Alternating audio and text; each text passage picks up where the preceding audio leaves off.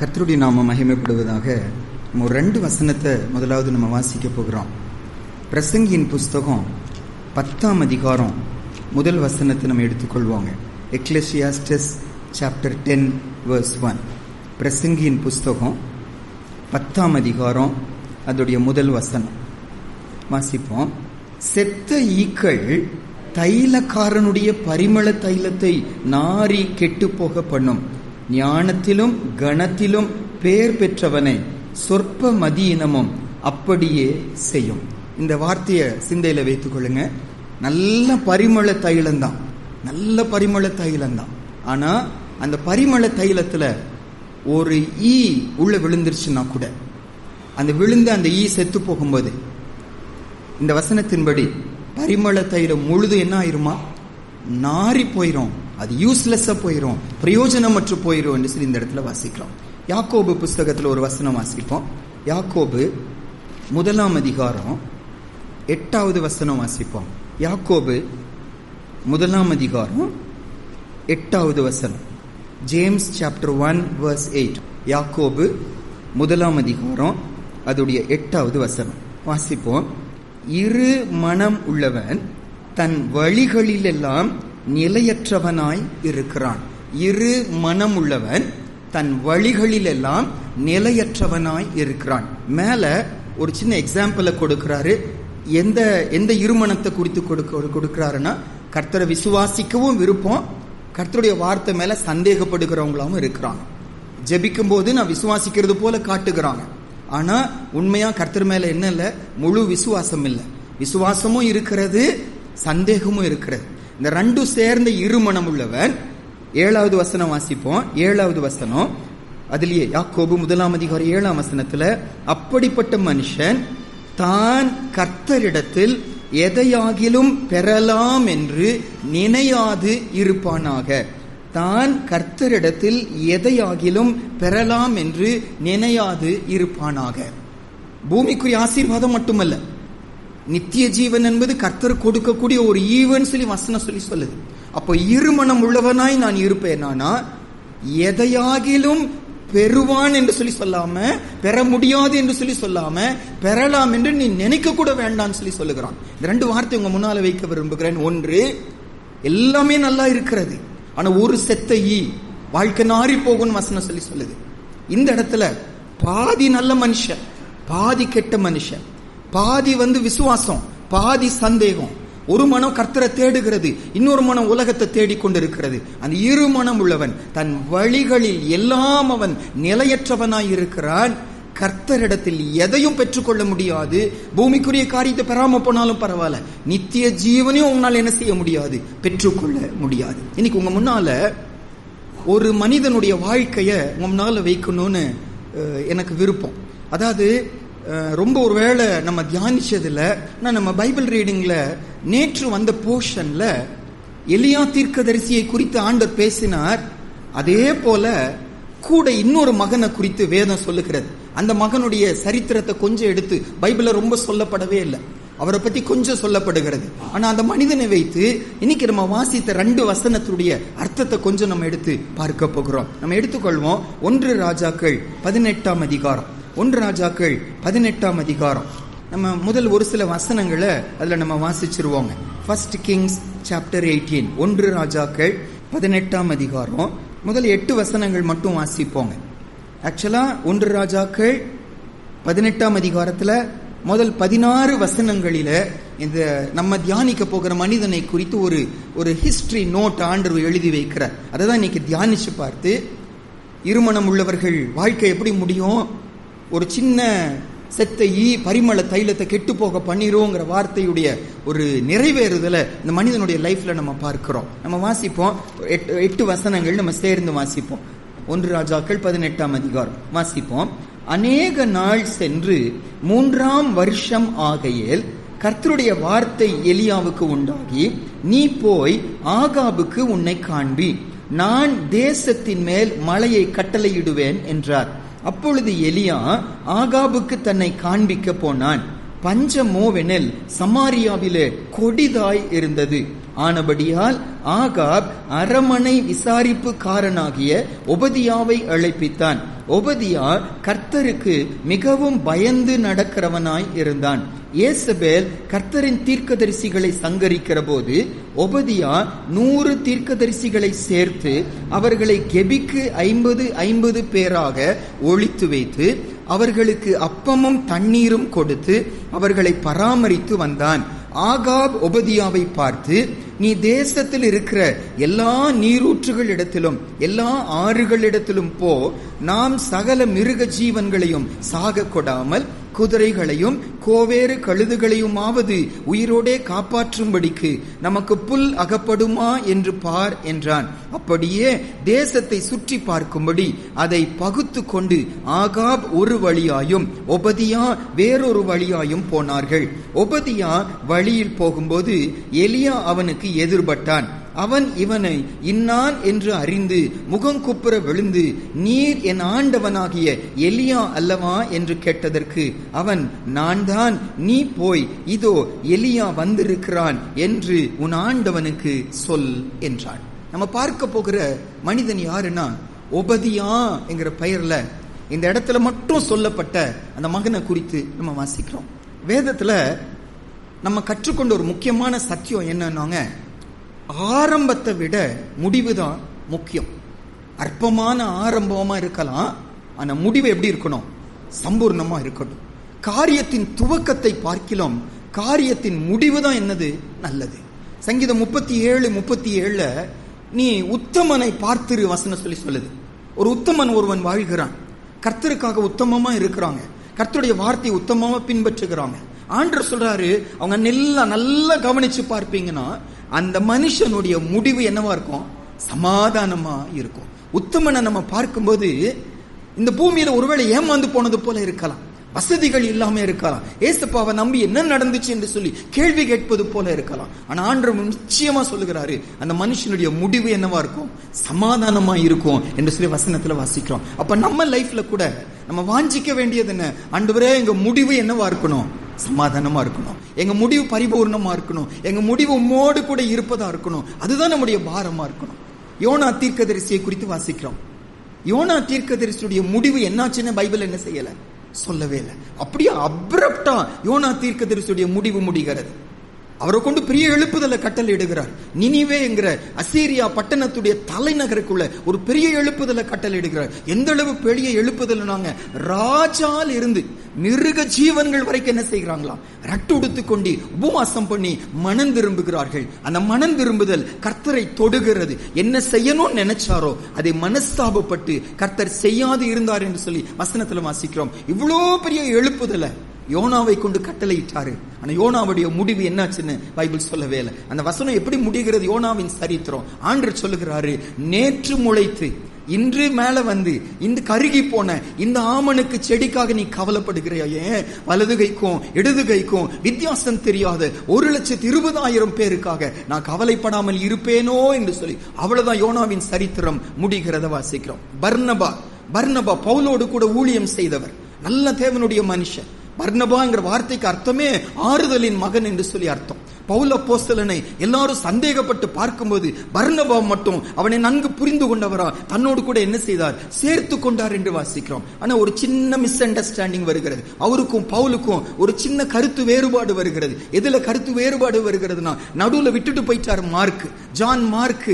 அந்த ஊழியத்தின் வேதனையை சகிக்க முடியாம தன் வீட்டுக்கு விட்டுட்டு ஓடி போயிட்டாரு. அப்ப ஓடி போன அந்த மார்க்குவை மறுபடியும் நம்ம கூட்டி சேர்த்து ஊழியத்துல பயன்படுத்தணும் என்று சொல்லி பர்னபா விரும்புகிறார். பவுல் சொல்லுகிறாரு, நடுவுல விட்டுட்டு போனவன், கலப்பையின் மேல் கையை வச்சுட்டு பின்னிட்டு பார்த்தவன் கர்த்தருடைய ஊழியத்துக்கு தகுதியானவன் அல்ல, அவனை சேர்த்துக் கொள்ளக்கூடாது என்று சொல்லுகிறான். இதுல அவங்க 2 பேருக்கும் பயங்கர வாக்குவாதம் உண்டாகிறது. அப்படியே பர்னபாய் பிரிந்து போகிறான். பர்னபாவும் பவுலும் பிரிகிறாங்க. பவுல் அப்போஸ்தலன் ஊழியம் வளர்ந்து கொண்டே வருகிறது, கனிதருகிற வாழ்க்கையாய் மாறுகிறது. பர்னபாவுடைய ஊழியம் என்னாச்சு? நம்ம குற்றப்படுத்துவதற்கு இல்ல, ஆனா வேதம் அவரை அப்படியே ஸ்டாப் பண்ணுகிறது. அவருடைய முடிவு என்னாச்சு நமக்கு தெரியவே இல்லை. இப்ப என்னுடைய உங்களுடைய முடிவும் எப்படி இருக்க போகிறது என்பதுதான் என்னது முக்கியம். இன்னைக்கு வந்து இந்த இடத்துல நம்ம பார்க்கிற ஒபதியாவை குறித்து ஒரு சில நல்ல குணாதிசயங்கள் முன்னால வைக்கிறேன். இவ்வளவு நல்ல குணாதிசயங்கள் இருந்தாலும் அவங்களுக்குள்ள இருந்த செத்த ஈக்கள் போல ஒரு சில காரியம் அவர் முடிவு மோசமாய் போனது. மோசமாய் என்பதை விட வேதம் அவர் முடிவை குறித்து சொல்லவே இல்லை. என்னாச்சுன்னே நமக்கு தெரியவே இல்லை. நம்ம லைஃப் அப்படி இருந்து விடக்கூடாது என்பதுதான் நம்முடைய பாரம். இன்னைக்கு இந்த ஒபதியாக்குள்ள இருந்த நல்ல குணாதிசயங்கள் பாருங்க, 4 அழகான குணாதிசயங்கள் நம்ம ஃபாலோ பண்ண வேண்டிய, நம்ம எடுத்துக்காட்டாய் வைத்து வாழ வேண்டிய ஒரு சில நல்ல குணாதிசயங்கள் உண்டு. அதை கொஞ்சம் நம்ம பார்க்க போகிறோம். முதல் காரியமா 1 ராஜாக்கள் 18ஆம் அதிகாரம் 3ஆம் வசனத்துல அவரை குறித்து ஆவியானவர் ரெக்கார்ட் பண்ணி வச்ச ஒரு ஆச்சரியமான ஒரு வார்த்தை. 1 ராஜாக்கள் 18ஆம் அதிகாரம் 3வது வசனம் வாசிப்போம். ஆனபடியால் ஆகாப் அரமனை விசாரிப்புக்காரனாகிய ஒபதியாவை அழைப்பித்தான். ஒபதியா கர்த்தருக்கு மிகவும் பயந்து நடக்கிறவனாய் இருந்தான். முதல் காரியம், இந்த ஒபதியாவை குறித்து ஆண்டவர் இன்ட்ரோடியூஸ் பண்ணும்போது ஆவியானவர் என்ன சொல்லி எழுதுகிறாரு? கர்த்தருக்கு பயப்படுகிறவன் மட்டும் எழுதாம கர்த்தருக்கு மிகவும் பயந்து நடக்கிறவனாய் இருந்தான். பாருங்க, ஆபிரகாம்னாலே நம்ம என்னென்ன யோசிப்போம்? என்ன வார்த்தை நமக்கு ஞாபகம் வரும்? விசுவாசம் தான் நமக்கு ஞாபகம் வரும். விசுவாசத்தின் தகப்பன் ஆபிரகாம் சொன்னாலே விசுவாசம் தான் நமக்கு ஞாபகம் வரும். ஆனா ஆண்டவரோ ஆபிரகாமின் விசுவாசத்தை சோதித்தார் என்று பைபிள் சொல்லாம ஆபிரகாமுக்கு ஒரு சோதனையை கொடுக்கிறார். என்ன சோதனையை கொடுக்கிறார்? 100 வருஷத்துல குழந்தை பிறக்கிறது. அந்த குழந்தை வளர்ந்து வாலிபன் ஆகிறான். நல்ல வாட்டசாட்டமான வாலிபன் ஆகிறான். 2 கழுதைகள் தூக்கக்கூடிய பொதியை தூக்கத்தக்கதான ஸ்ட்ராங்கான வாலிபன் ஆகிறான். அந்த வாலிப ஸ்தானத்துல வரும்போது, வயதுல வரும்போது சடன கர்த்தருடைய வார்த்தை வருகிறது. உன் ஏக சுதன், உன் நேசகுமாரன் இந்த ஈசாக்கை கொண்டு போய் நான் காண்பிக்கிற இடத்துல நீ அவனை என்ன செய்யணும்? பலியிடணும். அதுவும் சர்வாங்க தகன பலியிடணும் கர்த்தர் சொல்லிட்டார். பைபிள் சொல்லுது. ஆபிரகாம் யோசிக்கவே இல்லை. அதிகாலை எழுகிறான், கூட்டிட்டு போறாங்க. 3 நாள் பிரயாணம் போகிறாங்க. கூட போகிற ஈசாக்கு சைலண்டா இருக்க மாட்டேங்கிறார். அப்பா, எல்லாம் இருக்கிறது, பலிக்கு ஆடு இல்லையே, எப்படி சொல்ல முடியும்? நீதான் அந்த பலி ஆடுன்னு எப்படி சொல்ல முடியும்? இருதயம் வலிக்கிறது, வேதனைப்படுகிறது, குத்துகிறது, கண்ணெல்லாம் கண்ணீர். வயது முதிர்ந்த நாட்களில பெற்ற ஒரு மகன் தான் கையாலே போய் வெட்ட போறான். சும்மா வெட்ட போல, சர்வாங்க தகன பலியிட போகிறான். எப்படி இருக்கும் அவருக்கு? ஆனா யோசிக்கல. பைபிள் சொல்லுது கொஞ்சம் கூட ஃபால்டர் ஆகவே இல்லை. தொடர்ந்து ஓடுகிறான். அந்த வேலைக்காரரை கீழே நிறுத்தி கொண்டு மலை மேலே ஏறி போகிறான். பலிபீடத்தை கட்டுகிறான். மேலே ஈசாக்கை கொண்டு போய் வைக்கிறான். கத்தி எடுத்து வெட்ட போகிறாங்க. மேலிருந்து சத்தம் வருகிறது, ஆபிரகாமே, ஆபிரகாமே, பிள்ளையாண்டான் மேல் உன் கையை போடாதே. இந்த சம்பவத்தினாலே நீ என்னை விசுவாசிக்கிறவன், நீ எனக்கு கீழ்ப்படுகிறவன் என்று கர்த்தர் சொல்லாம என்ன சொல்லி சொன்னாரு பாருங்க. நம்ம வாசிப்போம். ஆதியாகமம் 22ஆம் அதிகாரம் 12வது வசனத்துல. ஆதியாகமம் 22ஆம் அதிகாரம் 12வது வசனத்துல ஆண்டவர் என்ன டெஸ்ட் பண்ணினாரு? அவனுக்குள்ள என்ன இருக்கா இல்லையான்னு சொல்லி சோதிச்சு பார்த்தாரு. ஆதியாகமம் 22:12 வாசிப்போம். அப்பொழுது அவர், பிள்ளையாண்டான் மேல் உன் கையை போடாதே, அவனுக்கு ஒன்றும் செய்யாதே. நீ அவனை உன் புத்திரன் என்றும் உன் ஏக சுதன் என்றும் பாராமல் எனக்காக ஒப்பு கொடுத்தபடியால் நீ தேவனுக்கு பயப்படுகிறவன் என்று இப்பொழுது அறிந்திருக்கிறேன் என்றான்.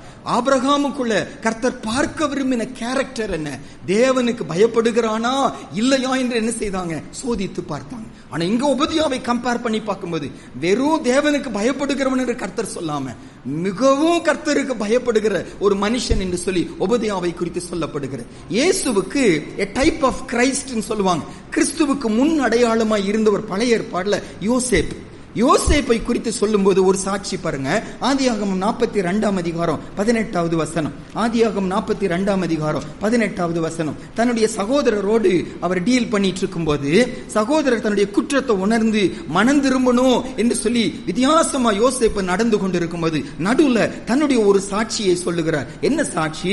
ஆதியாகமம் 42ஆம் அதிகாரம் 18வது வசனம். ஜெனசிஸ் 42:18 வாசிப்போம். 3ஆம் நாளிலே யோசேப்பு அவர்களை நோக்கி, நான் தேவனுக்கு பயப்படுகிறவன், நீங்கள் உயிரோட இருக்கும்படிக்கு ஒன்று செய்யுங்கள். யோசேப்பு தன் சகோதரன்ட்ட தன்னை குறித்து சொல்லுகிற ஒரு குணாதிசயம் என்ன? நான் யாரு? தேவனுக்கு பயப்படுகிறவன் என்று சொல்லி சொல்லுகிறான். புதிய ஏற்பாடுல இந்த புறஜாதிகளுக்கு சுவிசேஷம் அறிவிக்கப்படவே இல்லை. யூதர்கள் நடுவில் தான் சுவிசேஷம் அறிவிக்கப்பட்டுச்சு. அந்த புறஜாதிகளுக்கு சுவிசேஷம் அறிவிக்கப்படுவதற்கு ஆண்டவர் பேதுருவை பிரித்தெடுக்கிறார். பேதுருவை கொண்டு போய் ஆண்டவர் ஒரு மகன்கிட்ட கொண்டு போகிறார். யார்கிட்ட ஃபர்ஸ்ட் போறாருன்னா கொர்நேலியோங்கிற ஒரு மனுஷன்ட்ட கொண்டு போகிறார். அந்த கொர்நேலியோவை குறித்து வேதம் சொல்லும்போது என்ன சொல்றாரு பாருங்க. அப்போஸ்தலர் 10ஆம் அதிகாரம் 2வது வசனம். யார் இந்த கொர்நேலியோ? புறஜாதிகளுக்கு சுவிசேஷம் அறிவிப்பதற்கு ஸ்டார்ட் ஆன நபர் இவர்தான். அவர் யார்? அவருடைய குணாதிசயம் என்ன?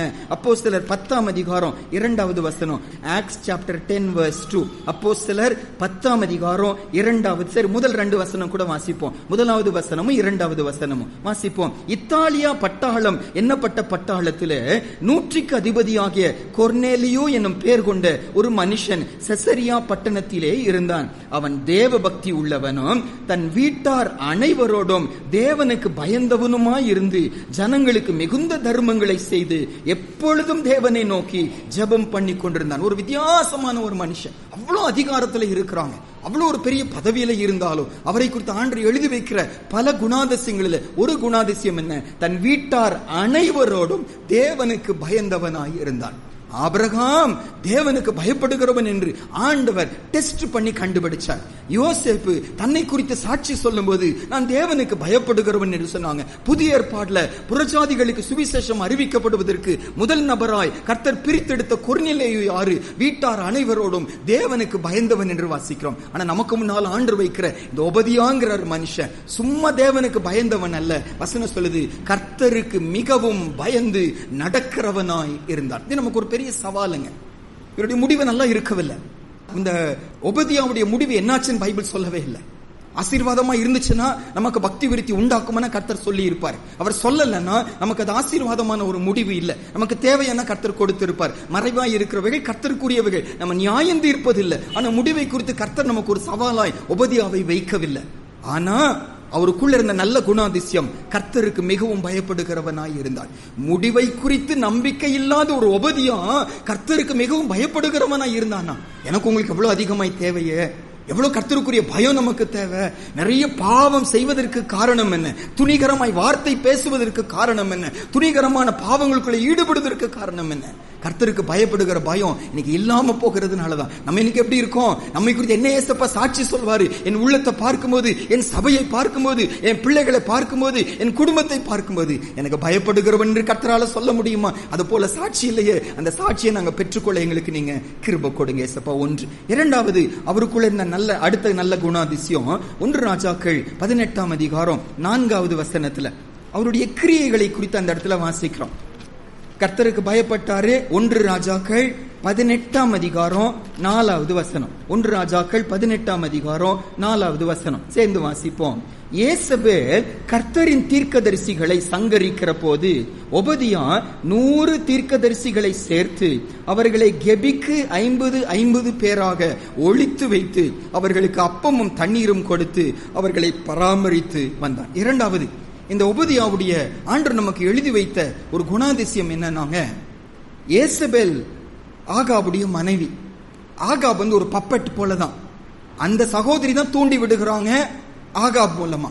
ஆகாப் ஒரு சைன் போடுறவர் போலதான். செய்வதெல்லாம் யார் தான் செய்யறாங்க? யேசபேல் தான் செய்யறாங்க. யேசபேல் யாரு? சீதோனின் ராஜாவுடைய மக. சீதோன்ல தான் பாகால் வர்ஷிப் ஸ்டார்ட் ஆச்சு. அந்த பாகாலை இஸ்ரவேல் தேசத்துக்கு கொண்டு வந்தாச்சு. இஸ்ரவேல் மக்கள் எல்லாம் பாகாலை வணங்க ஆரம்பிச்சுட்டாங்க. காரணம் முழுக்க இந்த யேசபேல் தான். அந்த யேசபேல் இப்ப என்ன செய்யறாங்க? கர்த்தருடைய தீர்க்கதரிசிகள் எல்லாரையும் என்ன செய்யறாங்க? சங்காரம் பண்ணுகிறாங்க. வெட்டி வெட்டி வெட்டி தள்ளுகிறாங்க. அதனாலதான் பின்னால எலியா சொல்லுவார், ஆண்டவரே எல்லா தீர்க்கதரிசிகளும் வெட்டப்பட்டு போயிட்டாங்க, நான் மட்டும் தான் தனியா இருக்கிறேன்னு சொல்லிட்டு. அப்படி வெட்டப்பட்டு வெட்டப்பட்டு வெட்டப்பட்டு போய்கொண்டே இருக்கும்போது இந்த ஒபதியா ஒரு தீர்மானம் எடுக்கிறாங்க. 100 பேரை என்ன செய்யறாரு? காப்பாற்றுகிறார். எங்க கொண்டு போய் வைக்கிறாரு? 2 பெரிய கெபிகள் அங்க இருக்கிறது. ஒரு கெபியில 50 பேரும் இன்னொரு கெபியில 50 பேரும் வச்சு கர்த்தருடைய பிள்ளைகளை என்ன செய்கிறாரு? காப்பாற்றுகிறார். பாருங்க, நம்ம ஒரு 2 வசனம் வாசிப்போம். நீதிமொழிகளின் புஸ்தகம் 24ஆம் அதிகாரம். நீதிமொழிகளின் புஸ்தகம் 24ஆம் அதிகாரம் 11-12. ஒரு ஆணுடைய பிள்ளைக்கு ஆண்டவர் கொடுக்கிற ஒரு ஆலோசனை. Proverbs 24:11 and 12. அதாவது இந்த காரியத்தை நம்ம அசால்ட்டா இருந்துட்டா கர்த்தர் கவனிப்பாரு, நமக்கு அது நியாய தீர்ப்பு கிடைக்கும். அந்த வசனத்துல வாசிப்போம். நீதிமொழிகள் 24:11-12 வாசிப்போம். மரணத்துக்கு ஒப்பிக்கப்பட்டவர்களையும் கொலை உண்ண போகிறவர்களையும் விடுவிக்க கூடுமானால் விடுவி, அதை அறியோம் என்பாயாகில் இருதயங்களை சோதிக்கிறவர் அறியாரோ, உன் ஆத்துமாவை காக்கிறவர் கவனியாரோ, அவர் மனுஷருக்கு அவனவன் கிரியைக்கு தக்கதாக பலன் அளியாரோ. இந்த காரியத்துல நான் கவனிக்காம இருந்துட்டா அதுக்குரிய தண்டனையை கர்த்தரிடத்தில் பெற்றுக்கொண்டோம். எந்த காரியத்துல?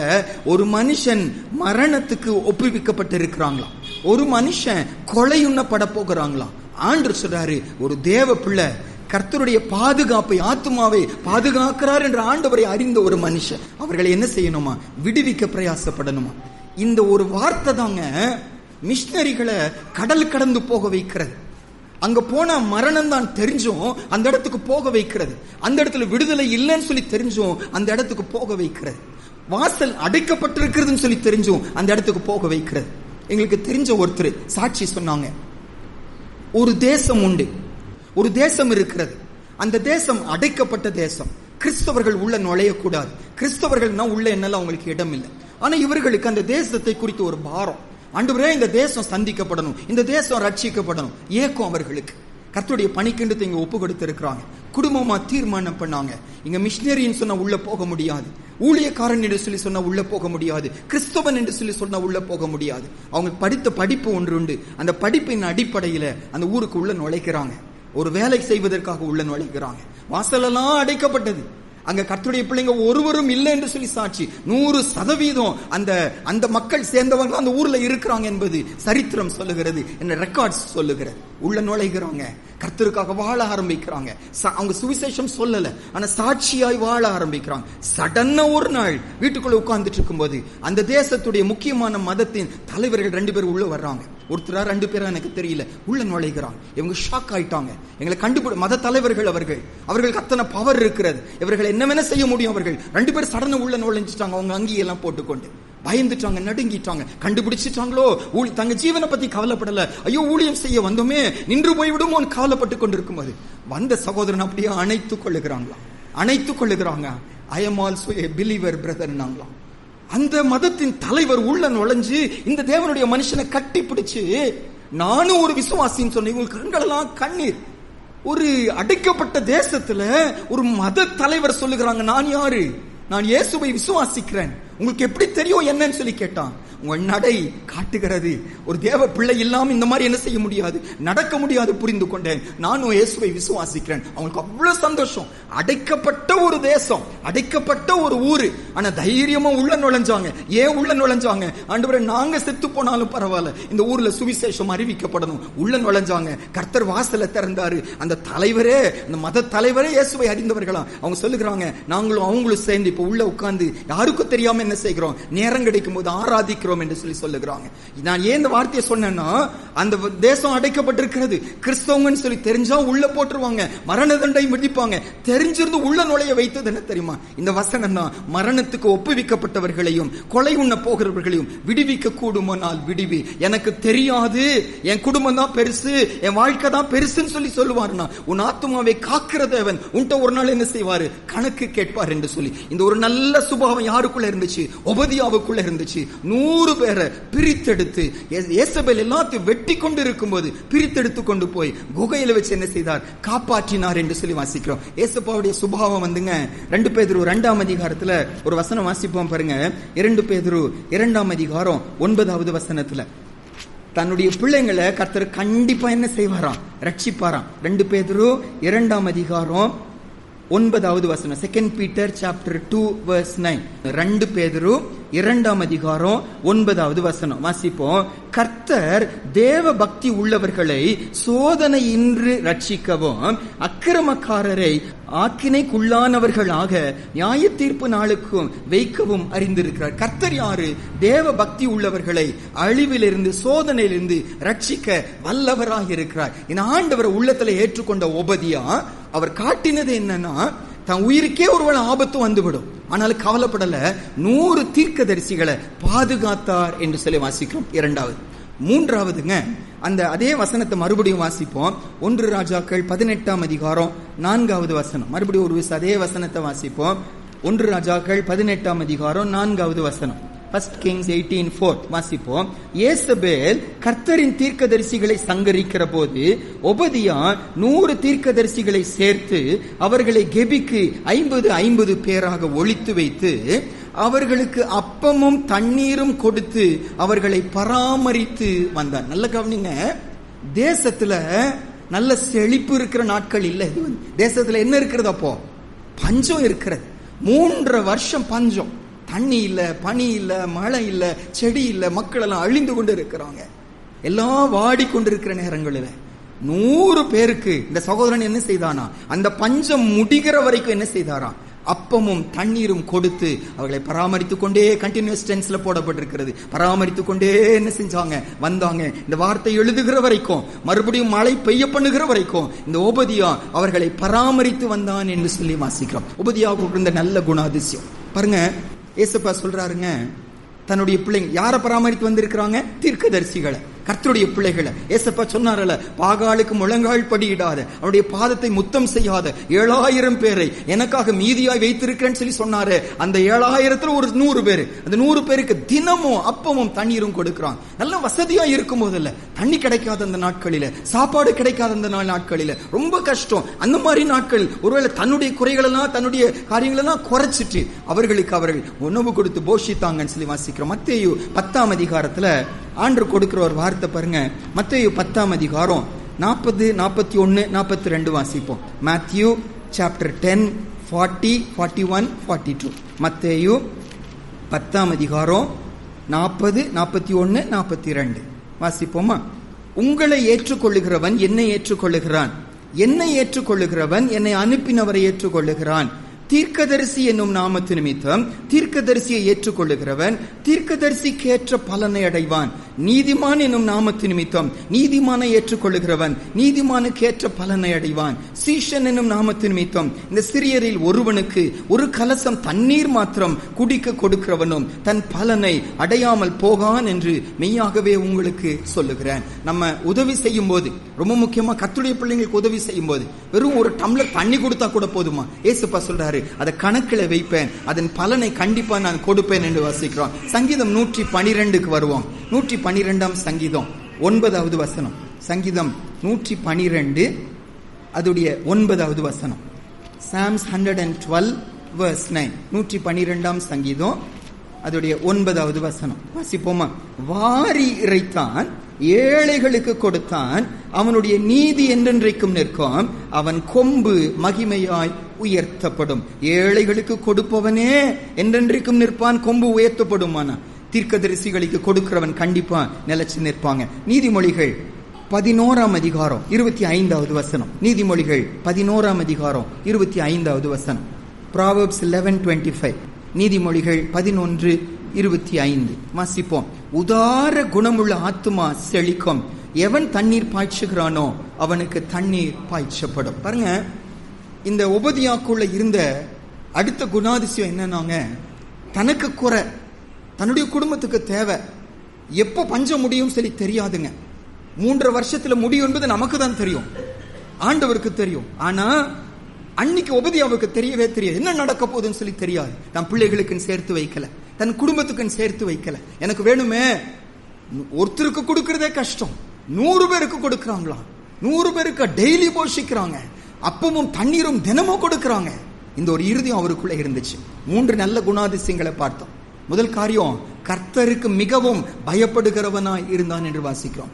கொலைக்கு நியமிக்கப்பட்டவர்களை பாதுகாக்கிற ஒரு நல்ல ஊழியத்தை செய்தவராய் இருந்தார் என்று வாசிக்கிறோம். 3வதாக அவர்கள் தேவைகளை சந்திக்கிறவராய் இருந்தார். சரியாங்க, தனக்கு தேவை இருக்கு, தனக்கு கண்டிப்பா தேவை, தனக்கு சேர்த்து வைக்கணும், என்ன நடக்கும்னு சொல்லி தெரியாது. ஆனாலும் அவர்களை போஷித்த ஒரு நல்ல மகனாய் கர்த்தர் அவரை நமக்கு முன்னால சாட்சியாய் நிறுத்தினார். அது மாத்திரமல்ல, 4வதாக அதே 1 ராஜாக்கள் 18ஆம் அதிகாரத்துல இந்த ஒபதியாவுடைய இன்னொரு நல்ல கேரக்டர் பாருங்க, இன்னொரு நல்ல குணாதிசயம் என்னன்னாங்க, 3ஆம் வசனம் வாசிப்போம். 1 ராஜாக்கள் 18ஆம் அதிகாரம் 3வது வசனம். 1 ராஜாக்கள் 18ஆம் அதிகாரம் 3வது வசனம் வாசிப்போம். ஆனபடியால் ஆகாப் அரமனை விசாரிப்புக்காரனாகிய ஒபதியாவை அழைப்பித்தான். ஒபதியா கர்த்தருக்கு மிகவும் பயந்து நடக்கிறவனாய் இருந்தான். 5க்கு வந்துருவோம், 5ஆம் வசனத்துக்கு வந்துருவோம். 5ஆம் வசனமும் 6வது வசனமும். ஆகாப் ஒபதியாவை பார்த்து, நீ தேசத்தில் இருக்கிற எல்லா நீரூற்றுகளிடத்திலும் எல்லா ஆறுகளிடத்திலும் போ, நாம் சகல மிருக ஜீவன்களையும் சாக கூடாமல் குதிரைகளையும் கோவேறு கழுதைகளையும் ஆவது உயிரோடே காப்பாற்றும்படிக்கு நமக்கு புல் அகப்படுமா என்று பார் என்றான். அப்படியே தேசத்தை சுற்றி பார்க்கும்படி அதை பகுத்து கொண்டு ஆகாப் ஒரு வழியாயும் ஒபதியா வேறொரு வழியாயும் போனார்கள். பாருங்க, ஆகாப் நல்ல ராஜா இல்ல, ரொம்ப மோசமான ஒரு ராஜா. ஆனா அந்த ராஜா நம்பத்தக்க ஒரு மனுஷனா யார் இருந்தாரு? இந்த ஓபதியா இருந்தார். a trustworthy man. அதுவும் தீமை செய்கிற ராஜாவின் பார்வையில நம்பத்தக்கவராய் இருந்தார். பைபிள் சொல்லுது, நம்முடைய வேலையில உண்மையா இருந்தா, நமக்கு தெரிஞ்ச வசனம், கொஞ்சத்தில் நம்ம உண்மையுள்ளவர்களாய் இருந்தா அநேகத்தின் மேல் கர்த்தர் நம்மளை என்ன செய்வாரு? அதிகாரியாக வைப்பார் என்று வாசிக்கிறோம். கர்த்தர் கொடுத்த கொஞ்சத்துல, நீ கிடைத்த கொஞ்ச பொறுப்புகளில, கொடுத்த சின்ன வேலையில நான் உண்மையா இருப்பேனா கண்டிப்பா ஆண்டவர் நம்மளை என்ன செய்வார்? உயர்த்துவார். நீதிமொழிகள்ல இன்னொரு வசனம் நம்ம வாசிப்போம். 22ஆம் அதிகாரம் 29வது வசனம். நீதிமொழிகள் 22ஆம் அதிகாரம் 29வது வசனம். இந்த வசனம் அப்படியே உபதியாக்குள்ள நிறைவேறினதை நம்மால பார்க்க முடியும். நீதிமொழிகள் 22:29. Proverbs 22:29 இது வாசிப்போம். தன் வேலையில் ஜாக்கிரதையாய் இருக்கிறவனை நீ கண்டால் அவன் நீசருக்கு முன்பாக நில்லாமல் ராஜாக்கு முன்பாக நிற்பான். தனக்கு கொடுக்கப்பட்ட பொறுப்புல, அது படிப்பா இருக்கலாம், வியாபாரமா இருக்கலாம், வேலையா இருக்கலாம், ஊழியமா இருக்கலாம், வீட்டுல செய்கிற காரியமா இருக்கலாம், என்னவா இருக்கலாம், ஒரு கர்த்தருடைய பிள்ளை தன்னுடைய வேலையில டிலிஜென்ட்டா இருக்கும்போது, எச்சரிக்கையா இருக்கும்போது, என்ன செஞ்சாலும் இது கர்த்தருக்காக செய்கிறேன் என்ற பயத்தோடு கூட அதை நேர்த்தியாய் செய்யும் போது ஆண்டவர் சொல்லாரு, நீ சாதாரண மனுஷருக்கு முன்னால நிக்க மாட்ட, நீ ராஜாக்களுக்கு முன்பாக நிற்கிற. இந்த வேதம், அந்த வார்த்தை அப்படியே உபதேசக்குள்ள நிறைவேறுகிறது. சாதாரண அரண்மனையில ஏதோ ஒரு வேலை செய்து கொண்டிருந்தவர், அவ்வளவுதான். ஏதோ ஒரு பொறுப்பு, அவருக்கு என்ன பொறுப்புன்னு பைபிள் சொல்லல. அரண்மனையில ஏதோ ஒரு நிறைய வேலையில ஒரு வேலை அவருக்கு, அரண்மனையில இந்த காரியத்தை விசாரிக்கிற ஒரு பொறுப்பு அவருக்கு. ஆனா சடனா தேசத்தின் பெரிய தலைவர், சூப்பர் பவர் அவர் தான். அவர் கூப்பிடுகிறாரு, உபதியாவை கூப்பிடுகிறாரு, தனக்கு ஈக்குவலா அவரை வைத்துக் கொண்டு, நான் ஒரு வழியாய் போகிறேன், நீ ஒரு வழியாய் போய் எங்கேயாச்சும் தண்ணி கிடைக்குமான்னு பார்த்துட்டு புல்ல கொண்டு வா, நம்முடைய கழுதைகளுக்கும் குதிரைகள் செத்து போகாமல் இருக்க நம்ம பாதுகாக்கலாம் என்று சொல்லி ராஜா நம்பத்தக்க ஒரு மனுஷனாய் இருந்தார். இன்னைக்கு நம்ம வேலையில எப்படி இருக்கோம்? நம்ம கொடுக்கப்பட்ட பொறுப்புகளில் எப்படி இருக்கிறோம்? வீட்டு வேலை கொடுக்கப்பட்டிருக்கிறதா? அந்த வீட்டு வேலை நம்ம எப்படி இருக்கிறோம்? படிக்க அழைக்கப்பட்டிருக்கிறோமா? நம்ம படிப்புல நம்ம எப்படி இருக்கிறோம்? ஊழியம் கொடுக்கப்பட்டிருக்கிறதா? ஊழியல எப்படி இருக்கிறோம்? உண்மையுள்ளவர்களா இருக்கிறோமா? கர்த்தர் தேடுகிறது உண்மையுள்ள மனுஷர்களை தான் தேடுகிறார். கொடுக்கப்பட்ட சின்ன பொறுப்புல நான் உண்மையா இல்லைன்னா என்ன நம்பி பெரிய பொறுப்பை கர்த்தர் எப்படி கொடுக்க முடியும்? எனக்கு கொடுக்கலையே, பெரிய பொறுப்பு கொடுக்கலையே. ஏன் கொடுக்கல? கொடுக்கப்பட்ட இந்த சின்ன பொறுப்புல நான் உண்மையா இல்லை, பூமிக்குரிய காரியத்துல நம்ம உண்மையா இல்லைன்னா என்ன நம்பி கர்த்தர் பரம காரியத்தை எப்படி கொடுக்க முடியும்? பைபிள்ல வாசிக்கிறோம். இந்த உபதியா 4 ஒப்பற்ற குணாதிசயங்கள். கர்த்தருக்கு மிகவும் பயப்படுகிறவனாய் இருந்தான், மரணத்துக்கு நியமிக்கப்பட்ட தேவனுடைய பிள்ளைகளை பாதுகாக்கிறவராய் இருந்தான், அனுதினமும் அவர்களை பராமரிக்கிறவராய் இருந்தான். எல்லாத்துக்கும் மேல தன்னுடைய வேலையில, தனக்கு கொடுக்கப்பட்ட பொறுப்புகளில சரியாய் செய்கிறவராய் இருந்தான். இவ்வளவு நல்ல குணாதிசயங்கள் இருந்தும் நான் ஆரம்பத்தில் சொன்னபடி அவருடைய முடிவு என்னாச்சுன்னு பைபிள் சொல்லவே இல்லை. அவருடைய முடிவை குறித்து வேதம் நமக்கு பட்டியலிட்டு காட்டவே இல்லை. அவருடைய முடிவு சமாதானமா இருந்துச்சு. அவர் கர்த்தரோடு கூட இருந்தாரு, எலியாவோடு கூட அவரும் இருந்தாரு என்று பைபிள் சொல்லவே இல்லை. அவருடைய வாழ்க்கை அப்படியே முடிந்து விடுகிறது. இந்த இடத்துல ஆகாப் சொல்லுகிறாங்க, நீ போய் தேடிப்பான்னு சொல்லி. அவங்க தேடி பார்க்க போகும்போது வழியில யாரை கவனிக்கிறாங்க? எலியாவை கவனிக்கிறாங்க. பாருங்க, இந்த எலியா ஏன் டைரக்டா ஆகாபை சந்திச்சிருக்க முடியாதா? ஏன் உபதியா மூலம் தான் வரணும்? ஆண்டவர் ஒரு வாய்ப்பை இந்த உபதியாவுக்கு கொடுக்கிறார், மனம் திரும்புவதற்கு, தன் பக்கமா திரும்புவதற்கு ஒரு வாய்ப்பு ஆண்டவர் கொடுக்கிறார். ஆனா உபதியா அதை மிஸ் பண்ணிட்டார். அதுக்கப்புறம் ரிசல்ட் என்ன தெரியுமா? அவரை பத்தி என்னன்னு பைபிள் சொல்லவே இல்லை, முடிவே அறிவிக்காம போயிடுச்சு. இவருக்குள்ள இந்த நெகட்டிவான ஒரு சில காரியங்கள் முன்னால நான் வைக்க விரும்புகிறேன். 1 ராஜாக்கள் 18ஆம் அதிகாரம். செத்த ஈ என்று சொல்லி நம்ம ஆரம்பத்தில் பார்த்தோம். அது என்ன செத்த ஈ? ஏன் இவருடைய முடிவு சம்பூர்ணமா இருக்கவில்லை? நமக்கு எடுத்துக்காட்டா, எச்சரிப்பாய், நமக்கு ஆசீர்வாதமாய் ஏன் உபதியாவின் முடிவை கர்த்தர் வேதத்தில் எழுதி வைக்கவில்லை? காரணத்தை நம்ம பார்க்கிறோம். பாருங்க, 1 ராஜாக்கள் 18ஆம் அதிகாரம் 7-8 வாசிப்போம். 7ஆம் வசனமும் 8வது வசனமும் வாசிப்போம். உபதியா வழியில் போகும்போது எலியா அவனுக்கு எதிர்பட்டான். அவன் இவனை இன்னான் என்று அறிந்து முகங்குப்புற விழுந்து, நீர் என் ஆண்டவனாகிய எலியா அல்லவா என்று கேட்டான். அவன், நான் தான். நீ போய் இதோ எலியா வந்திருக்கிறான் என்று உன் ஆண்டவனுக்கு சொல். நல்ல இந்த வார்த்தைகளை நல்ல கவனிங்க. உபதியா எலியாவை என்னன்னு கூப்பிடுறாரு? என்னன்னு கூப்பிடுறாரு? என் ஆண்டவன் என்று சொல்லு, மை மாஸ்டர் அப்படிங்கிறார். எலியாவை பார்த்த உடனே மை லார்ட், என் தேவனே, என் மாஸ்டர் என்று சொல்லி கூப்பிடுகிறாங்க. எலியா அடுத்தது என்ன பதில் சொல்றாரு பாருங்க. எலியா என்ன சொல்றாரு? நீ போய் இதோ எலியா வந்திருக்கிறான் என்று ஆகாபுக்கு சொல்லுன்னு சொல்லி சொல்லாம உன் ஆண்டவனுக்கு சொல்லுன்னு சொல்லி சொல்லுகிறாங்க. எலியாவை பார்த்து உபதியா சொல்லுகிறாங்க, நீங்க என் ஆண்டவர் என்று சொல்லி. உபதியா சொல்லுகிறாங்க, எலியா சொல்லுகிறாங்க, இதெல்லாம் நான் நம்ப மாட்டேன், உன் செயல்கள் அப்படி காணவில்லை, நான் உன்னுடைய மாஸ்டரா இருந்தா எனக்கு பின்னால நீ என்ன செஞ்சிருப்ப? நீ வந்திருப்ப. ஏசபேல் வித்தியாசமா நடக்கும்போது, ஏசபேல் வேண்டாம், அரண்மனை வேண்டாம், அந்த பாவமான வேலை எனக்கு வேண்டாம், நான் எலியாவுக்கு பின்னால போறேன், நீ வந்திருப்ப. நான் உன் ஆண்டவன். உன் ஆண்டவன் யாரு? ஆகாப் தான் உன் ஆண்டவன். உன் ஆண்டவன் அவன் தான் சொல்லுகிறாங்க. அப்ப ஆகாபுக்குள்ள அன்னைக்கு எலியா பார்த்த குறை என்னன்னா, வாயில சொல்லுகிறாங்க கர்த்தர் என் எஜமான் என்று சொல்லி, ஆனா செயல்ல ஆகாப் தான் அவனுடைய எஜமானனாய் இருந்தான். வாசிக்கிறோம். நீங்க பின்னால வாசிப்பீங்கன்னா ஒபதியாவே சொல்றாரு என் ஆண்டவன் யாருன்னு சொல்லி சொல்வாருன்னா ஆகாபை என் ஆண்டவன் என்று சொல்லி கீழே இருக்கிற வசனங்கள்ல அவரே அறிக்கையிடுவதை பார்க்க முடியும். என்ன கற்றுக்கொள்ளுகிறோம் தெரியுமாங்க? இந்த ஒபதியாக்குள்ள நமக்கு எச்சரிப்பாய் கொடுக்கப்பட்ட ஒரு லெசன் என்னன்னா, எலியா இருக்கிறாரு, கர்த்தருடைய மனுஷன், நல்லா தெரியும் கர்த்தருடைய மனுஷன் என்று சொல்லி. ஆகாபே அவரை பார்த்த நடுங்குவார், நல்லா தெரிகிறது. எலியா அந்த நாட்களில் நிற்கிறார். எலியா ஆகாபோடைய மனைவியும் கர்த்தருக்கும் கர்த்தருடைய பிள்ளைகளுக்கும் விரோதமா இருக்கிறாங்க. கர்த்தருடைய பிள்ளைங்களை சங்காரம் பண்ணி கொண்டு இருக்கிறாங்க, டோட்டலி எகெயின்ஸ்டா இருக்கிறாங்க. இந்த மாதிரி நேரத்துல ஒபதியா செய்திருக்க வேண்டிய காரியம் என்ன? ஆகாபை விட்டு யார் பக்கமா வந்திருக்கணும்? எலியா பக்கமா வந்திருக்கணும். ஐயா எனக்கு அந்த வேலை வேண்டாங்க ஐயா, இந்த பாவமான உத்தியோகம் எனக்கு வேண்டாம் ஐயா, நான் உங்க பின்னால வருகிறேன், நான் உங்களோடு கூட சேர்ந்து ஜீவனுள்ள தேவனை நான் ஆராதிக்க வருகிறேன் என்று சொல்லி வராம வசதிக்காக, தனக்கு கிடைக்கப்பட்ட பொறுப்புகளுக்காக அங்கேயே என்ன செஞ்சுட்டாங்க? இருந்துட்டாங்க. இந்த ஒபதியாக்குள்ள கர்த்தர் நமக்கு முன்னால் வைக்கிற ஒரு எச்சரிப்பு என்னன்னா, இரண்டு மனம் உள்ளவன் தன் வழிகளில் எல்லாம் நிலையற்றவன் கர்த்தரிடத்தில் எதையாகிலும் பெறலாம் என்று நினையாதிருப்பானாக. இன்னைக்கு நமக்கு முன்னால் ஒரு பெரிய எச்சரிப்பு. கர்த்தர் தெய்வமானால் கர்த்தரை சேவிங்கள். இதுக்கு அப்புறம் தான் இந்த ஒபதியாவையும் பார்த்து எலியா பேசுகிறாரு. இஸ்ரவேல் ஜனங்களை பார்த்து அந்த மேல கர்மேல் மலையில எலியா பேசுகிறாரு. கூடி நின்று கொண்டிருக்கிற மக்கள் பார்த்து, எந்த மட்டும் நீங்கள் குந்தி குந்தி நடப்பீர்கள், கர்த்தர் தெய்வமானால் கர்த்தரை சேவிங்கள், எலியா தெய்வமானால் எலியா யாரு? கர்த்தர் தெய்வமானால் கர்த்தரை சேவிங்கள் என்று சொல்லி அந்த இடத்துல கர்ஜிக்கிறத பார்க்கிறோம். அப்ப கூட ஒபதியா என்ன செய்யல? மனம் திரும்பல, கர்த்தர் பின்னால ஓடி வரவே இல்லை. வசதிகள் அவரை கர்த்தர் பக்கமா வரவிடாம என்ன செஞ்சிச்சு? தடை பஞ்சிச்சுன்னு சொல்லி வாசிக்கிறோம். நம்ம இன்னைக்கு யோசிச்சு பார்ப்போம். நாமும் இன்னைக்கு ஒருவேளை காலையில என் வாயில என் ஆண்டவரேன்னு சொல்லி அவரை பார்த்து கூப்பிடுகிறோம், என் எஜமானனேன்னு சொல்லி கூப்பிடுகிறோம், என் மாஸ்டரேன்னு கூப்பிடுகிறோம். ஏசப்பா எலியா மூலமா நம்மோடு கூட பேசுகிறாள். நீ போய் சொல்லுகிற மகனே, உன் ஆண்டவன் நான் அல்ல, உன் ஆண்டவன் வேலை தான், உன் ஆண்டவன் மனைவி தான், உன் ஆண்டவன் புருஷன் தான், உன் ஆண்டவன் படிப்பு தான், உன் ஆண்டவன் பணம் தான்.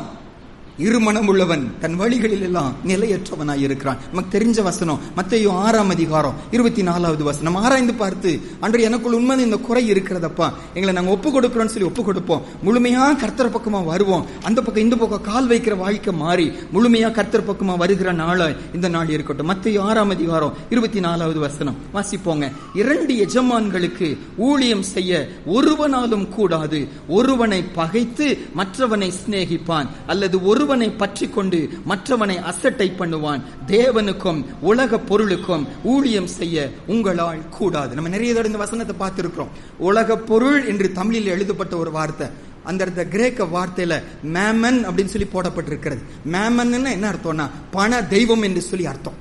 அப்போ ஆண்டவர் ரொம்ப தெளிவா சொல்றாரு, ஒருவனாலும் கூடாது.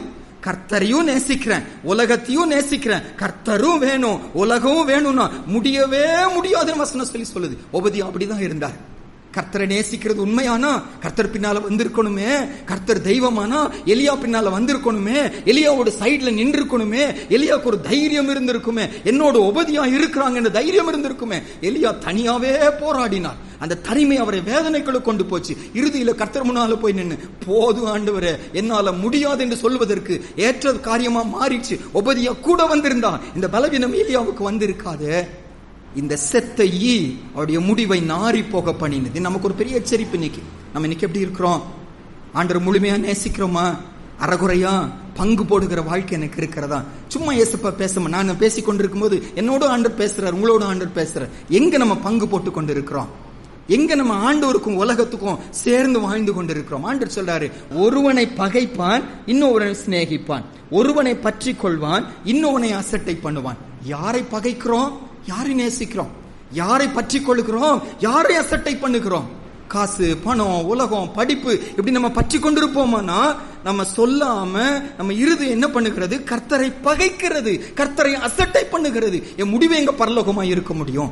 அரைஞ்சு பார்ப்போம். அன்று இந்த 2 படகுகளில் கால் வைக்கிற வாழ்க்கையை நம்ம நீங்க ஏசப்பா முழுமையா உங்க கையில் அர்ப்பணிக்க பண்ணுங்க. கர்த்தர் பார்த்து கொள்வார். அன்று அழகா நடத்துவார். கர்த்தரை நம்பி வாழும்போது அழகா வாழ முடியும். இந்த இரவு ஜெபத்துலங்க நாங்க ஒரு சில வசனங்களை இந்த 2 நாள் 3 நாள் இரவு ஜெபத்துல தியானித்து கொண்டிருந்தோம்.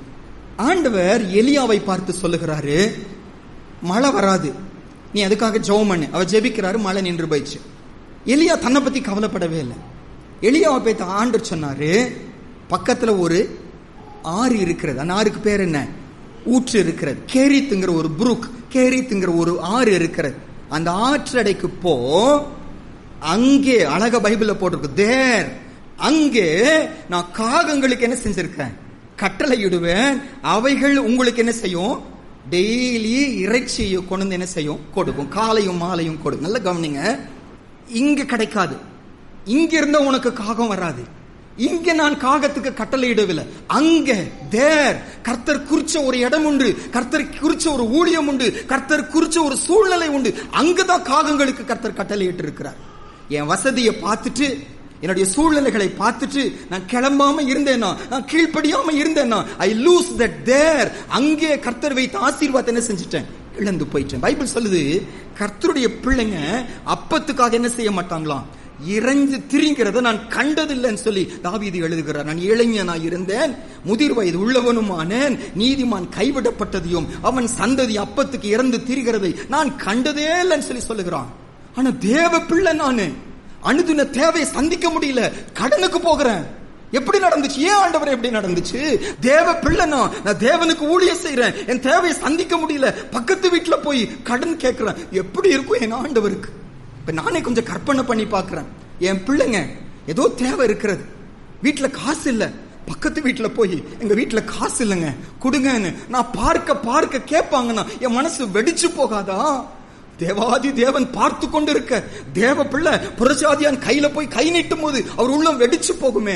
ஏன் அப்படி நடக்கிறதுனா, கர்த்தரனை வைக்க நினைத்த இடம் வேறு, நான் செய்ய நினைத்த காரியம் வேறு, நான் போக நினைத்த காரியம் வேறு. நானும் வசதிக்காக, இங்க இருக்கிற ஏதோ ஒரு நன்மைக்காக, கொஞ்சம் கிடைக்கிற ஆசீர்வாதங்களுக்காக கிளம்ப மாட்டேங்கிறேன், இங்கேயே உட்கார்ந்து கொண்டு இருக்கிறேன். ஓபதியாவுடைய கண்டிஷன் அதுதான். அவரால் நம்பி வெளியே வர முடியவில்லை. இந்த எலியாவை நம்பி, கர்த்தரை நம்பி பின்னால வர முடியவில்லை. தன்னுடைய அரண்மனை விசாரிப்பு வேலை தான் தனக்கு காசு போடும் சொல்லி சொன்னாங்க. பாருங்க, என்னுடைய லைஃப்ல ஒரு டேர்னிங் பாயிண்ட், இந்த ஊழியத்துக்கு என்னை அர்ப்பணிப்பதற்கு ஒரு சின்ன டேர்னிங் பாயிண்ட் என்னன்னாங்க, ஒரு பெரிய போராட்டம். எனக்கு முழு நேர ஊழியத்துக்கு வருவதா அல்லது இப்படியே வேலை செஞ்சு செய்வதான் ஒரே பெரிய குழப்பம். எனக்கு தேவைகள் அதிகமாகிறது, ஊழிய தேவைகள் அதிகமாகிறது, நேரம் கொடுக்க முடிய மாட்டேங்குது. அங்கேயும் ஜஸ்டிஃபை பண்ண முடியல, இங்கேயும் ஜஸ்டிஃபை பண்ண முடியல, ஒரு பெரிய குழப்பம். அப்போ ஒரு ஃபேமிலி மீட்டிங் மாதிரி ஒன்று வச்சிருந்தாங்க, எங்களுக்கு தெரிஞ்சவங்க ஒருத்தர் வச்சிருந்தாங்க, அழைச்சிருந்தாங்க. போயிருந்தோம். மீட்டிங் எல்லாம் முடிஞ்சு எல்லாரும் போயிட்டாங்க. நாங்களும் அந்த ஊழியக்கார குடும்பம் மட்டும்தான் நாங்கள் நின்று கொண்டு இருக்கிறோம். அங்க கணவன் மனைவி, நாங்க கணவன் மனைவி நின்று கொண்டு இருக்கிறோம். சேரெல்லாம் அடிக்க கொண்டு இருக்கிறோம், பாயெல்லாம் அடிச்சிட்டு இருக்கோம், எல்லாம் செய்து கொண்டு இருக்கிறோம். அந்த ஊழியக்காரங்க என்ன பார்த்து கேட்டாங்க, அல்வி நீ ஏன் முழு நேர ஊழியத்துக்கு வர மாட்டேங்கிறன்னு சொல்லி கேட்டாங்க. ஏன் முழு நேர ஊழியத்துக்கு நீ வர மாட்டேங்கிறன்னு சொல்லி கேட்டாங்க. நான் யோசிச்சுட்டு சொன்னேன், எனக்கு கடன் இருக்கிறது, ஊழியத்துக்கு வரணும்னு எனக்கு தெரியும், பெரிய தேவை இருக்கிறதுன்னு எனக்கு தெரியும், ஆண்டவர் அழைக்கிறாருன்னு சொல்லி தெரியும். ஆனா கடன் இருக்கிறதுனால என்னால கடன்காரனா ஊழியத்துக்கு நான் என்ன செய்யக்கூடாது, வரக்கூடாது பிரதர்ன்னு சொல்லி சொன்னேன். அவர் அடுத்த கேள்வி கேட்டாரு, இந்த கடனை அடைப்பதற்கு எதை நீ நம்பிக்கொண்டு இருக்கிறேன்னு சொல்லி கேட்டாங்க. நான் சொன்னேன், எனக்கு பிசினஸ் இருக்கிறது, எனக்கு 2-3 பிசினஸ் எனக்கு இருந்துச்சு, அந்த பிசினஸ் நம்பி கொண்டு இருக்கிறேன், கடனை அடைச்சு முடிச்ச உடனே ஊழியத்துக்கு நான் வந்துடுவேன்னு சொன்னாங்க. அவரோட தலையில அடிக்கிற மாதிரி அடிச்சுட்டு ஒரு வார்த்தை சொன்னாரு, பூமிக்குரிய ஒரு பிசினஸ் உன் கடனை அடைப்பதற்கு நீ நம்பக்கூடியதா இருக்குமானா, வானாதி வானங்களை படைச்ச தேவன் உன் கடனை அடைக்க உதவி செய்ய மாட்டாரான்னு சொல்லி கேட்டாங்க. என்ன அப்படியே அசைச்சிச்சு அந்த வார்த்தை. அழிந்து போகிற ஒரு வேலையை, ஏதோ ஒரு தொழில, என் கடனை அடைக்கும், நான் ஊழியத்துக்கு வருவேன் நம்பிக்கொண்டு இருக்கிறேன். என் முன்னால அவர் அந்த சவாலை வச்சாரு, தேவனை நம்ப முடியாத என்று சொல்லி ஒப்பு கொடுத்தோம். ஆச்சரியமா, நான் ஊழியத்துக்கு முழுமையாய் அர்ப்பணிக்கிறதுக்கு முன்னால எப்படி வாசல் திறந்துச்சுன்னே சொல்லி தெரியல, ஆச்சரியமா வாசல்களை திறந்தாரு. ஆண்டவர் கடன்கள் எல்லாம் அடைக்க வச்சுட்டு முழு நேர ஊழியத்துக்கு என்ன அர்ப்பணிக்க ஆண்டவர் கிருபை கொடுத்தார். கர்த்தர் நல்லவர். அவர் எனக்குன்னு அங்க இடம் வச்சிருக்காரு. நானோ இங்கதான் எனக்கு ஆசீர்வாதம், இங்கதான் எனக்கு நன்மை, இங்கதான் என் தேவை சந்திக்கப்படும், இங்கதான் என் கடன் அடைக்கப்படும் நின்று கொண்டிருக்கிறேன். But God has fixed another place. தேர்னு ஒரு இடம் இருக்கிறது, இன்னொரு இடம் இருக்கு, அழைத்த அழைப்புன்னு இருக்கிறது. ஒப்பு கொடுப்பேன் கர்த்தர் செய்வாங்க. உபதியா அப்படி செய்ய முடியவில்லை, நம்ப முடியவில்லை, கர்த்தருடைய வார்த்தையை விசுவாசிக்க முடியவில்லை. அங்கேயே உட்கார்ந்து கொண்டிருந்தார். அவருடைய செத்த ஈ என்று சொல்லி பார்க்கணும். இரண்டாவதுங்க, இந்த உபதியாக்குள்ள நமக்கு ஒரு வார்னிங் அடுத்தது என்னன்னாங்க, உபதியாவை பார்த்து ஆகாப் சொல்லுகிறாங்க, நீ எல்லா நீர்நிலைகளுக்கும் போ, எங்கெல்லாம் ஆறு இருக்கோ எல்லா இடத்துலயும் போய் புல் அகப்படுதான் பாருன்னு சொல்லி சொன்னாங்க. அவர் ஏதாவது பதில் பேசினாரா? நம்ம அந்த பகுதியில் அவர் எந்த பதிலும் பேசவில்லை. இம்மீடியட்டா ராஜா சொன்ன உடனே அவர் பாட்டுக்கு கிளம்பி போயிட்டார். ஆச்சரியமா வழியில எலியா சந்திக்கிறார். எலியா சந்தித்து எலியா ஒரு வேலையை கொடுக்கிறார். என்ன வேலையை கொடுக்கிறாருன்னா, நம்ம வாசிப்போம் பாருங்க. 1 ராஜாக்கள் 18ஆம் அதிகாரம் 1 ராஜாக்கள் 18ஆம் அதிகாரம் 8வது வசனம். ஒரு வேலையை எலியா கொடுக்கிறார். எலியா மூலமா கர்த்தர் கொடுக்கிறாருன்னு வைத்துக் கொள்வோம். வாசிப்போம். அவன் நான் தான், நீ போய் இதோ எலியா வந்திருக்கிறான் என்று உன் ஆண்டவனுக்கு சொல் என்றான். ஆகாப் ஒபதியாவுக்கு வேலை கொடுக்கிறாங்க, கேள்வி கேட்கல, எக்ஸ்பிளனேஷன் கேட்கல, உடனே கீழ்ப்பணிஞ்சு போகிறான். ஆனா எலியா ஒரு வேலை கொடுக்கிறான். இவர் என்ன சொல்றாரு பாருங்க, எவ்வளவு பெரிய டிஸ்கஷனை வைக்கிறாரு. 9ஆம் வசனத்திலிருந்து வாசிப்போம் பாருங்க. 9லிருந்து வாசிப்போம். அதற்கு அவன், ஆகாப் என்னை கொன்று போடும்படிக்கு நீர் உமது அடியானை அவன் கையில் ஒப்பு கொடுக்க நான் என்ன பாவம் செய்தேன்? உம்மை தேடும்படி என் ஆண்டவன் மனுஷரை அனுப்பாத ஜாதியும் ராஜ்யமும் இல்லை என்று உம்முடைய தேவனாகிய கர்த்தரின் ஜீவனை கொண்டு சொல்லுகிறேன். நீர் இல்லை என்று அவர்கள் சொன்ன போது அவன் அந்த ராஜ்யத்தையும் அந்த ஜாதியையும் உம்மை காணவில்லை என்று சத்தியம் வாங்கி கொண்டான். இப்போதும் நீ போய் உன் ஆண்டவனுக்கு இதோ எலியா வந்திருக்கிறான் என்று சொல் என்று நீ சொல்லுகிறீரே. நான் உம்மை விட்டு போன உடனே ஒருவேளை கர்த்தருடைய ஆவியானவர் உம்மை எடுத்து நான் அறியாத இடத்திற்கு கொண்டு போவார். அப்பொழுது நான் ஆகாபிடத்திற்கு போய் அறிவித்த பின்பு அவன் உம்மை காணாவிட்டால் என்னை கொன்று போடுவானே. உமது அடியானாகிய நான் சிறு வயது முதல் கர்த்தருக்கு பயந்து நடக்கிறவன். ஏசபேல் கர்த்தரின் தீர்க்கதரிசிகளை கொன்று போடுகிற போது நான் கர்த்தருடைய தீர்க்கதரிசிகளில் 100 பேரை ஒவ்வொரு கெபியில் 50 பேராக ஒழித்து வைத்து அவர்களுக்கு அப்பமும் தண்ணீரும் கொடுத்து பராமரித்து வந்த என்னுடைய செய்கை என் ஆண்டவனுக்கு அறிவிக்கப்படவில்லையோ? இப்போதும் என் ஆண்டவன் என்னை கொன்று போடும்படியாக நீர் இதோ எலியா வந்திருக்கிறான் என்று போய் அவனுக்கு சொல் என்று சொல்லுகிறீரே என்றான். மனுஷன் சொல்லுகிறான், ஒரு வேலையை கொடுக்கிறான், உடனே கீழ்ப்படுகிறான். கர்த்தர் ஒரு வேலையை கொடுக்கிறாங்க, ஒரு பெரிய எக்ஸ்கியூஸ கொடுக்கிறாங்க, பெரிய எக்ஸ்பிளனேஷனை கொடுக்கிறாங்க. எவ்வளவு வேதனையா இருந்திருக்கும் ஆண்டவருக்கு. நாம இன்னைக்கு அப்படித்தானே நிறைய தடவை செய்யறோம். மனுஷன் சொல்லுகிற ஒரு காரியத்தை உடனே கீழ்ப்படுகிறோங்க. கர்த்தர் ஒரு காரியத்தை சொல்றாரு, எத்தனை சாக்கு போக்கு சொல்லுகிறோம். செத்த ஈ பரிமள தைலத்தை என்ன செஞ்சிச்சோம்? நாரி போக பண்ணிரும். ஏன் அவரால் கீழ்ப்படிய முடியவில்லை? அவரே சொல்லுகிறாரு, உயிருக்கு பயப்படுகிறார். தேவனுக்கு பயப்படுகிற மனுஷன் என்று பெயர் பெற்றவர் மனுஷனுக்கு பயப்பட ஆரம்பிக்கிறார். ரெண்டு சேர்ந்து போகிறது. தேவனும் மாஸ்டரு, உலகமும் மாஸ்டரு. தேவனுக்கும் பயப்படுகிறாரு, மனுஷனுக்கும் பயப்படுகிறார். இவர் என்ன சொல்லுகிறாருன்னா, கர்த்தருடைய வார்த்தை மேல சந்தேகம் வைக்கிறார். எலியா சொல்லுகிறாரு, நான் அவனுக்கு இன்று நான் காண்பிப்பேன் சொல்லுகிறார். அவர் சொன்னதுதான், பொய் சொல்ல மாட்டாங்க. மனுஷன் பொய் சொல்லலாம், கர்த்தர் பொய் சொல்ல மாட்டாரு. ஆனா ஒபதியாவுக்கு அந்த நம்பிக்கை வரவில்லை. அதுக்கு பதிலா நீங்க சொல்லிட்டு போயிருவீங்க, நான் போய் ஆகாப கூப்பிட்டு வரும்போது ஆவியானவர் உங்களை கூட்டிட்டு போய் வேற எங்கேயோ கொண்டு போய் விட்டுட்டான், என்னை கொண்டு போடுவாரு. கர்த்தருடைய வார்த்தை மேல சந்தேகம் வந்துச்சு. எவ்வளவு ஒரு தவறான ஒரு குற்றச்சாட்டை ஆண்டவர் மேல வைக்கிறார். கர்த்தர் சொல்லி மாறிடுவாரு, கர்த்தர் பாப்பேன்னு சொல்லி பார்க்காம போயிருவாரு. ஆண்டவர் அப்படி செய்ய மாட்டார். செத்த ஈ. அவரால் கர்த்தருடைய வார்த்தைக்கு கீழ்ப்படிய முடியவில்லை, கர்த்தருடைய வார்த்தையை நம்ப முடியவில்லை. அடுத்தது எலியா ஸ்ட்ராங்கா சொல்லுகிறார். எலியா என்ன சொல்றாருன்னா 15வது வசனத்துல, அதற்கு எலியா, இன்றைக்கு என்னை அவனுக்கு காண்பிப்பேன் என்று சேனைகளின் கர்த்தருக்கு முன்பாக நிற்கிற நான் அவருடைய ஜீவனை கொண்டு சொல்லுகிறேன். இவ்வளவு ஆழமாய் சொல்ல வேண்டியதா போச்சு. அடுத்ததுதான் அவர் போய் ஆகாப கூட்டிட்டு வருகிறார் என்று வசனத்துல வாசிக்கிறோம். இன்னைக்கு நம்ம எப்படி இருக்கிறோம்? இன்னைக்கு கர்த்தர் சொன்ன உடனே கீழ்ப்படுகிறோமா? பல எக்ஸ்பிளனேஷனை கொடுக்கிறோம். ஒருவேளை இன்னைக்கு இந்த வார்த்தை சும்மா நம்ம பக்கமா வரல. ஒருவேளை யாரோ நம்ம கர்த்தர் என்ன அழைக்கிறாரு, ஒரு காரியத்தை செய்ய சொல்லுகிறார். நான் சாக்கு போக்குகளை சொல்லி கொண்டிருக்கிறேன். அது உலகம் சொல்லும் போது சாக்கு போக்கு சொல்ல மாட்டேங்கிறேன், ஓனர் சொல்லும் போது சாக்கு போக்கு சொல்ல மாட்டேங்கிறேன், மேனேஜர் சொல்லும் போது சாக்கு போக்கு சொல்ல மாட்டேங்கிறேன், பிரின்சிபல் சொல்லும் போது சாக்கு போக்கு சொல்ல மாட்டேங்கிறேன். கர்த்தர் சொல்லும் போது மட்டும் சாக்கு போக்கு.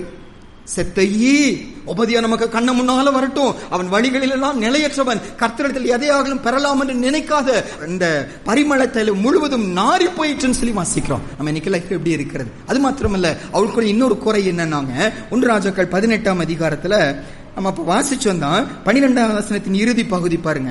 1 ராஜாக்கள் 18ஆம் அதிகாரம் 12வது வசனத்துடைய கடைசி பகுதி வாசிப்போம். உமது அடியானாகிய நான் சிறு வயது முதல் கர்த்தருக்கு பயந்து நடக்கிறவன். தன்னை குறித்து தானே போஸ்ட் பண்ணிக்கிறார். என்ன போஸ்ட் பண்ணிக்கிறாரு? நான் யாரு?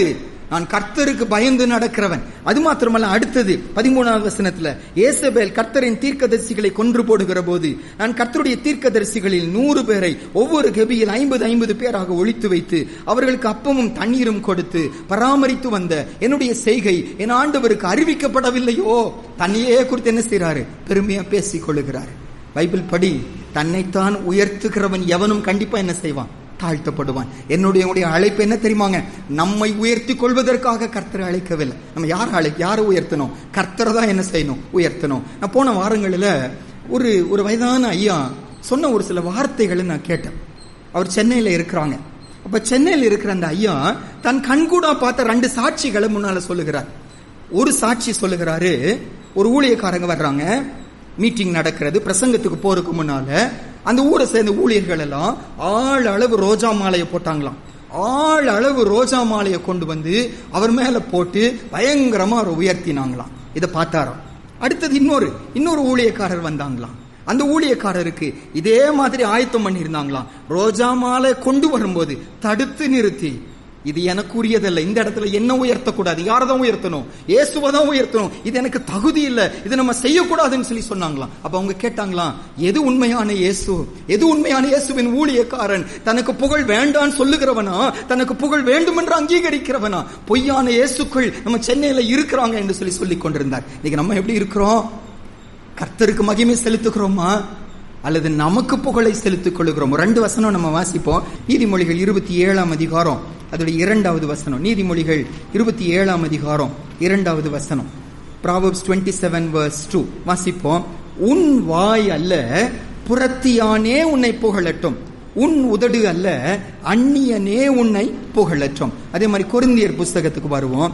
2 கொரிந்தியர் 10ஆம் அதிகாரம் 18வது வசனம். 2 கொரிந்தியர் 10ஆம் அதிகாரம் அதுடைய 18வது வசனம். 2 Corinthians 10:18 புதிய ஏற்பாடுல 253. 2 கொரிந்தியர் 10ஆம் அதிகாரம் 18வது வசனம் வாசிப்போம்.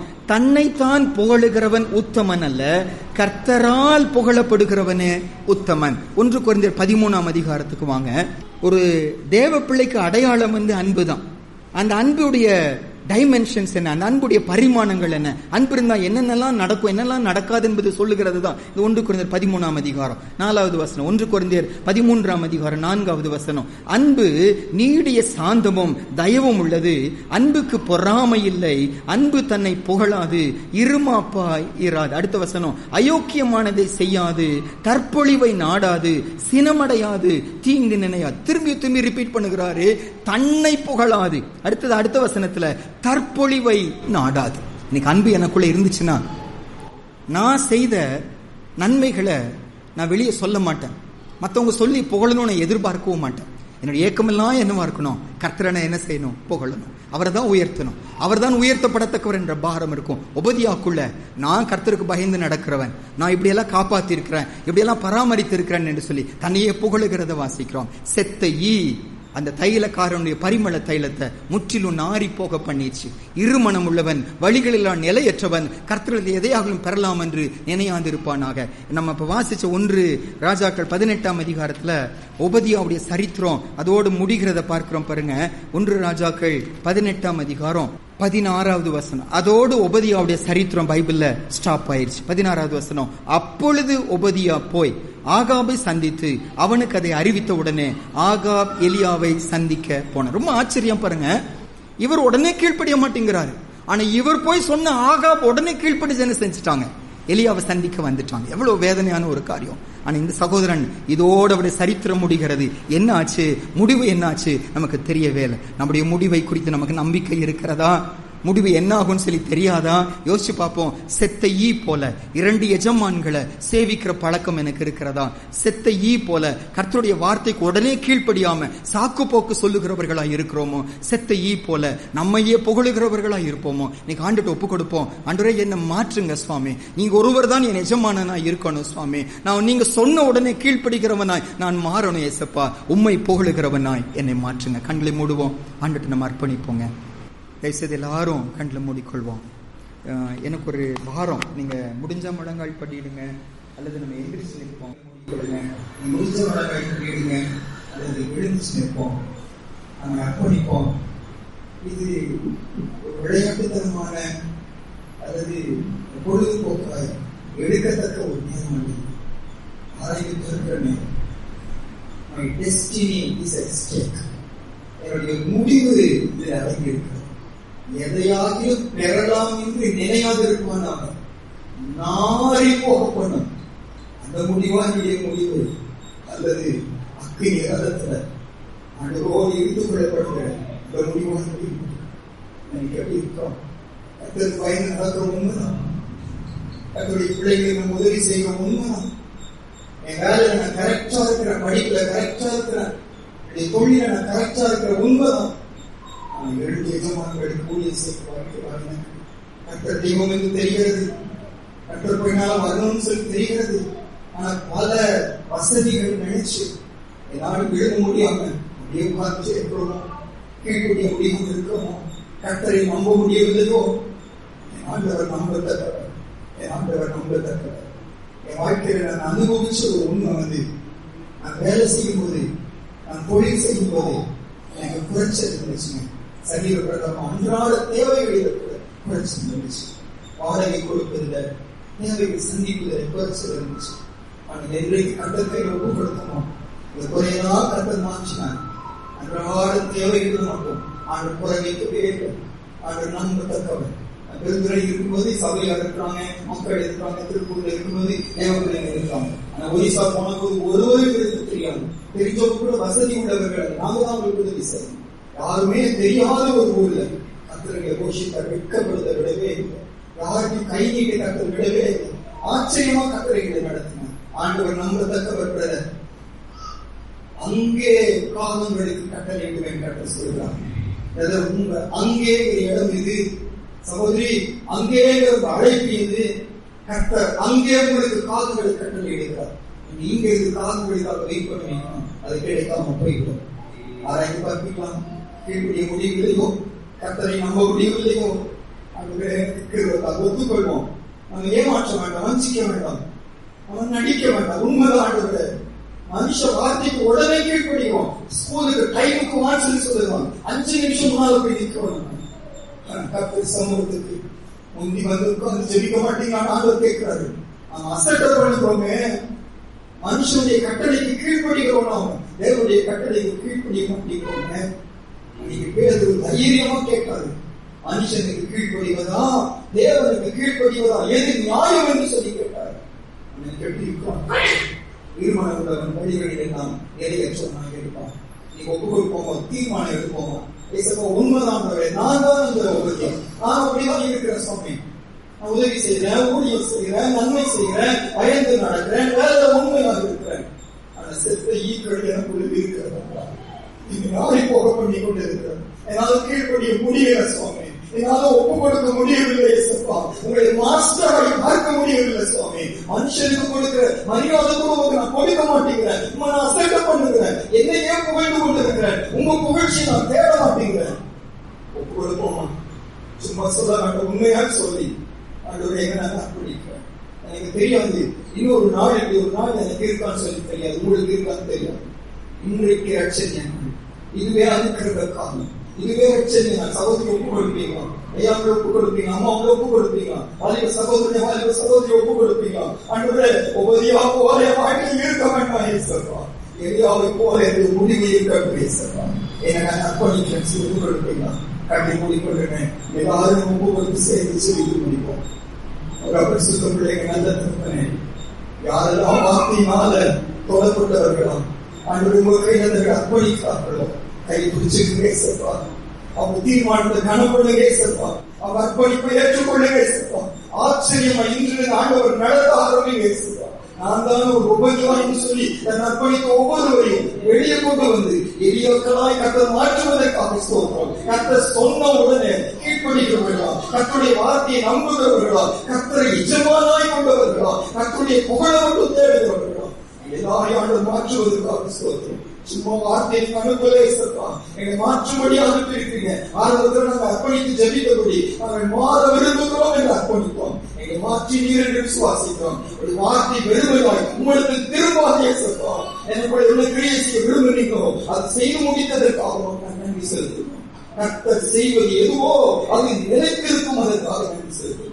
இதிலிருந்து ஆச்சரியமா கர்த்தரை சார்ந்து கர்த்தரை மட்டும் மகிமை கொடுத்து கர்த்தருடைய வார்த்தை அப்படியே விசுவாசிச்சு கர்த்தர் சொன்ன உடனே கீழ்ப்படுகிற எளியாக்களால் எங்களுக்கு பிரித்தெடுத்ததற்காக நன்றி செலுத்துகிறோம். வருகிற நாட்களில் ஆண்டவரே எலியாவின் தேவன் எங்கே என்று சொல்லி எங்களை குறித்து சொல்லப்பட போவதற்காக நன்றி அப்பா. சாட்சி உள்ளவர்களா இருக்கிற இடத்தை வைப்பதற்காக நன்றி. அங்கே என்று சொல்லப்பட அந்த இடத்துக்கு நாங்கள் போக இன்னைக்கு நாங்கள் அர்ப்பணிக்கிறோம். அந்த அர்ப்பணிப்புக்கு போக இன்னைக்கு நாங்கள் ஒப்பு கொடுக்கிறோம். எல்லா துதி கனமதியும் உமக்கு நாங்கள் செலுத்துகிறோம். இயேசுவின் மூலம் ஜெபிக்கிறோம். ஆமென். ஒரு சபை கட்டி ஒப்பு கொடுத்தோம். கர்த்தர் கிரியை செய்தார், என்னை மாற்றினார். ஒவ்வொருத்தியாவுக்குள்ள இருக்கிற குணங்கள் எனக்குள்ள இருந்துச்சு. ஆண்டவர் என்னை மாற்றி எலியாவின் குணத்துக்குள்ள என்னை கொண்டு வந்திருக்கிறாரு. திவ்ய சுபாவத்துக்கு பங்குள்ளவனாக இருக்கிறார். இன்று முதல் நான் வேறு ஆள் கர்த்தர் செய்திருக்கிறார். அந்த விசுவாசத்தோடு என் ஆத்மாவை பார்த்து சொல்ல போகிறேன். என் ஆத்மாவை அவர் ஸ்தோத்திரித்து சொல்ல போறோம். உண்மையா எல்லாரும் சேர்த்து மனதார அந்த விடமாக உங்களுக்கு நன்றி செலுத்துகிறோம். உள்ளத்தோடு என் ஆத்மாவை கர்த்தரை ஸ்தோத்திரிய சேர்த்து சொல்வோமா? என் ஆத்மாவே கர்த்தரை ஸ்தோத்திரி, என் முழு உள்ளமே ஒரு பரிசுத்த நாமத்தை ஸ்தோத்திரி, என் ஆத்மாவே கர்த்தரை ஸ்தோத்திரி, அவர் செய்த சகல உபகாரங்களையும்